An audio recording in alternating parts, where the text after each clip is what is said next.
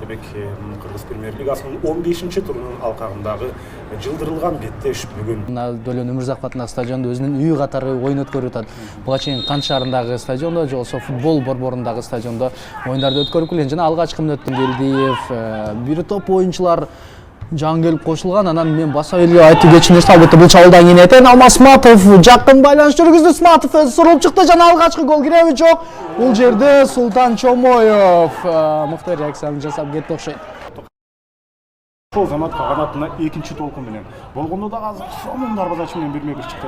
Эң акыркы чечүүчү кыймыл аракетти гана жасай албай калды. Гол киргизүүгө ишке ашпай калды. Өтө жакшы практика болуп бермекчи. Анткени жалаң үчтөп аларга каршы ойношот. Элбирсин алгачкы чабуу сол тараптан аябай ичине чыгарылып берилди жана ушул жерден чабууландан аруланат. Азыр болсо бирок канаттын оюнчулары өтө дисциплина эч нерсе эмеспи бул жерде? Жок. Шерзат Шакиров ал барып бирок кечирим сураган. Жакшы пас. Кандай сонун жана Ой. топту бергенде дарбазага таамай эмес, ошол түз барып кирип кетпей тургандай кылып. Кандай керемет пас!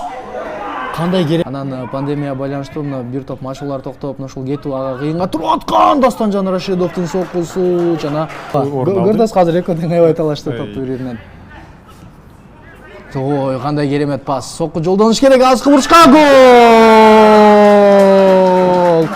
Ушунчалык сонун болду. Жанагы жер аркылуу ушул кыска пас сыяктуу жүрүштөр менен ал сокку узатуучу позицияга ээ болду дагы. Ошол замат ойлонбостон алыскы бурчка топту узатты. Абдумалик Мавлянов менен оюнчулар өзүлөрү деле дал ошол нерсеге басым жасап атат болуш керек. Себеби борбордук бөлүккө өтө керемет пас жана сокку. Буга чейин алыскы бурчка экен, а жакынкы бурчка жер аркылуу мүмкүн эмес го деген. Андай гана кайталады. Бул ирет дагы каршы чабуул болсо дагы эмне позициялык жүрүшкө аракет кылып көрөт.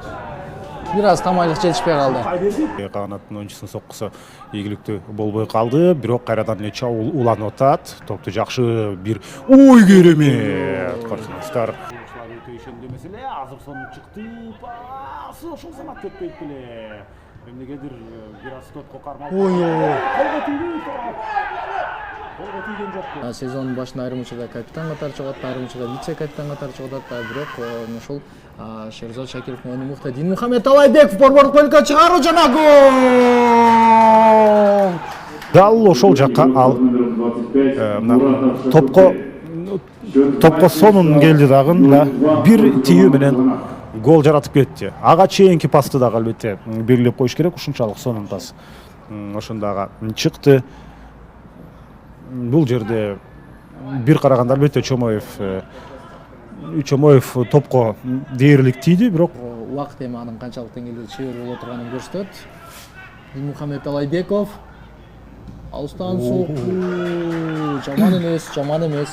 Жүргүзүүнү улантат борбордук бөлүктөн жана жаңылышы Марлен Мырзахматов Шерзатбек Шакировдон өтү сокку жана мынтепең соңку болуш керек. Калган голдорумду ошолдордой кылсакта деп айтты го дейм. Жанагы чыккандан кийин сүйлөшкөн учурда азыр болсо сонун чыгарып берүү. Ой, Арсландан кийин оюнтат. Нигам Бекбердинов сокку азкы бурчка жана Шерзатбек Абдырайымов ажыңы салды. Ким азыр экинчи каттан буту менен чыкты? Пенальтиге назар салалы. Бекбердинов.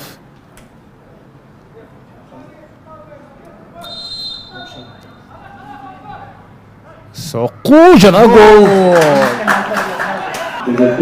Ошентип эсеп санын 1-2-ге жеткирди.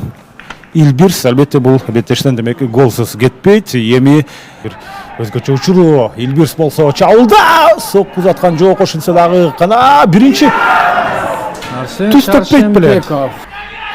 Өздөрүнүн күчүн чабуулдан көрсөтө албай калышы ыктымал. Тоо үчүн күрөштү. Дарбазачы кулаган болчу. Ош шаарында таймашат кийинки турларда финалдык ышкырык. Урматтуу спорт сүйүүчүлөрү, футбол күйөрмандары 1-2 эсебинде беттеш жыйынтыкталды.